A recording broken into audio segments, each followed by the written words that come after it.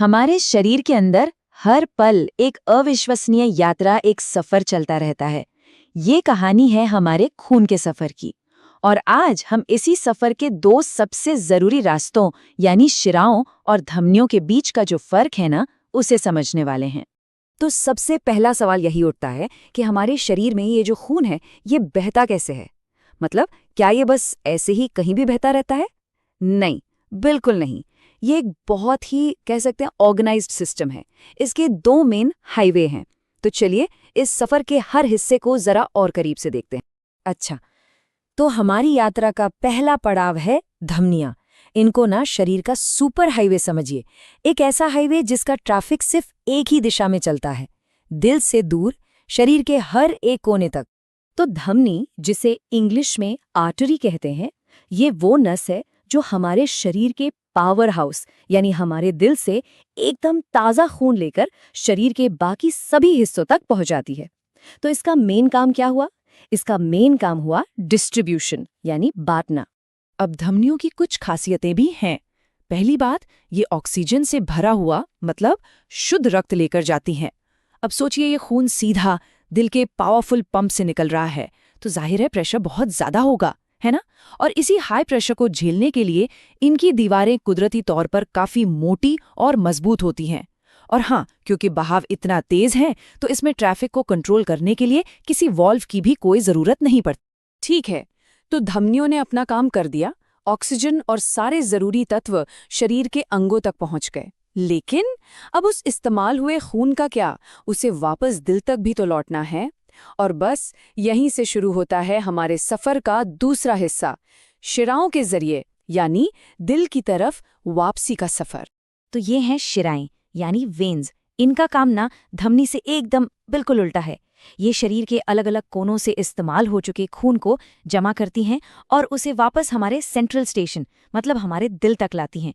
तो इनका काम हुआ कलेक्शन यानी इकट्ठा करना। अब शिराओं की दुनिया थोड़ी अलग है। ये वो खून वापस लाती हैं जिसमें ऑक्सीजन कम और कार्बन डाइऑक्साइड ज़्यादा होती है। इसीलिए इसे हम अशुद्ध रक्त कहते हैं। और क्योंकि ये खून दिल तक वापस आ रहा है तो इसका प्रेशर काफ़ी कम हो चुका होता है। इसीलिए इनकी दीवारें धमनियों जैसी मोटी नहीं, पतली होती हैं। पर सबसे ज़रूरी बात, क्योंकि बहाव धीमा है तो खून कहीं वापस नीचे की तरफ ना बहने लगे, राइट? उसे रोकने के लिए इनमें जगह जगह पर वाल्व होते हैं जो किसी वन वे दरवाजे की तरह काम करते हैं।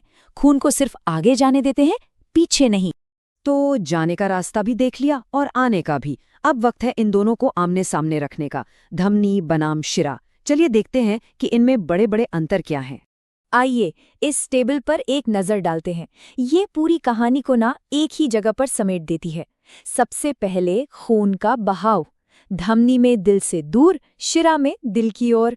फिर खून का टाइप, धमनी में शुद्ध यानी ऑक्सीजन वाला, शिरा में अशुद्ध यानी कार्बन डाइऑक्साइड वाला।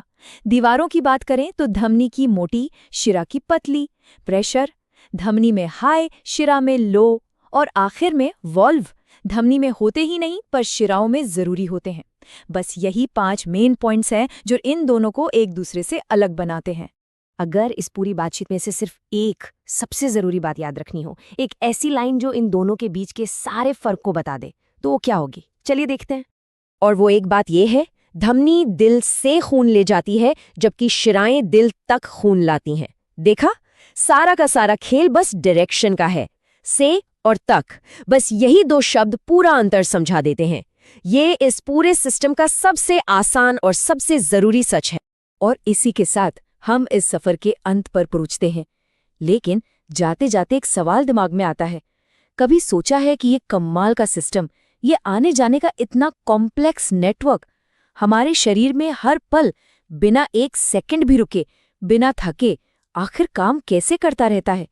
ये सच में सोचने वाली बात है ना।